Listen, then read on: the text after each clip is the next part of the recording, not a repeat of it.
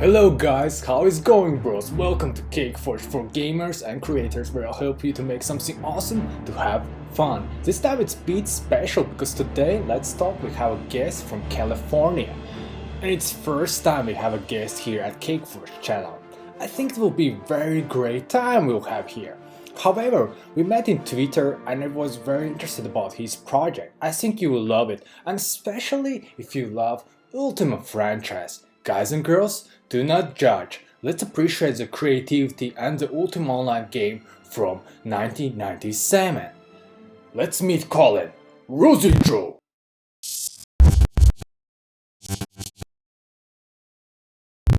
Hello, everybody. This is Epifocal. Some of you might know me as Collin Lowe on Twitter. I'm making this video for my good friend CakeForge, who has a very wonderful channel about Ultima Online, getting the Ultima community together. He wanted me to talk a little bit about the mapping process that we're working on.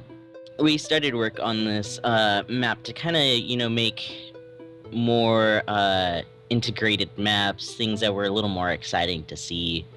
And part of that was like pushing the environment to the maximum, doing whatever we could with the UO tools to make something that was, really appealing to look at. And, that created some line of sight issues when we were first starting, and we've been troubleshooting some of that stuff so far. And what we got right now, we're looking at one of the main cities, and this city in particular is Meridia. It's the capital city of the continent, Eidos. And this is like, when we first made this, we were thinking, well, what do we want to base this off of? What do we want this to look like? And part of the inspiration for this capital city was like Venice, Italy, and 1400s York. So you can kind of see some of that inspiration with the map through the canals and stuff. It looks kind of like Venice in the canals. And then there's a lot of like wood beams sort of over the plaster walls in that sort of English York style that we were trying to get. And then some of the other areas, we wanted wilderness that was really exciting. So part of why we wanted the sort of mix in this particular city of those two styles, there's also kind of a Roman, like a Greco-Roman sort of look going on in some of the areas as well. And that has to do with, in the history of this location, there was an empire that waged war on the culture that used to exist here, and they ended up taking over. And this sort of this empire had a stylistic reminiscence of the Romans, and they were kind of based around the Romans and the Greeks. And that was supposed to be kind of noticeable in like the really tall columns and high arches, that sort of thing. But when places like that take over, the culture that existed there doesn't just disappear. So we wanted to kind of blend it and merge it into that other culture, and bring that other culture to life as well.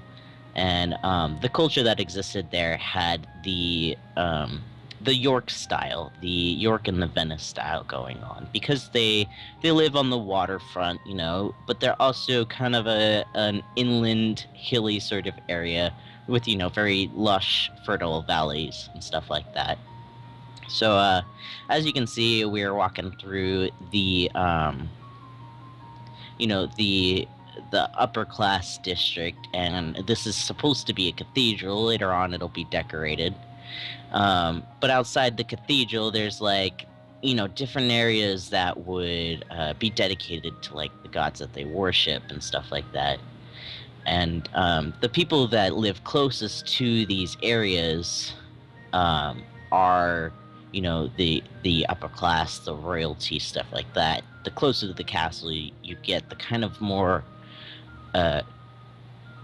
lush and posh the environment is. But there's still supposed to be reminiscent pieces of that um,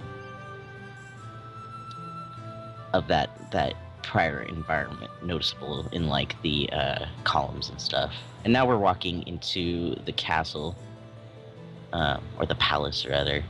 It was it's a little bit of a large area, but actually one of my favorite pieces. Some of the gardens there, and as you may notice, there is some arches kind of missing in some of the locations. This was because we were having some trouble with figuring out some arches, and that actually has been since solved since taking this video. So hopefully next time this map is seen, those arches will be visible. Now we've entered the outskirts of the main area, which are vineyards, and you can see that some of these locations are still under construction on the mini map. But we were trying to get that look of kind of a ramshackle area over here, while still having that line of sight, making it very easy to see where you're going. I want to give some thanks to CakeForge for giving me the opportunity to talk about the map and show it on his channel. Also, a big thanks to the Turkish Zoo for helping me record all of this and put it all together.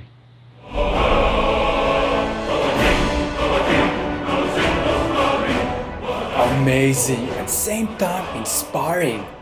I think everyone, including me, is truly impressed from Collin's work.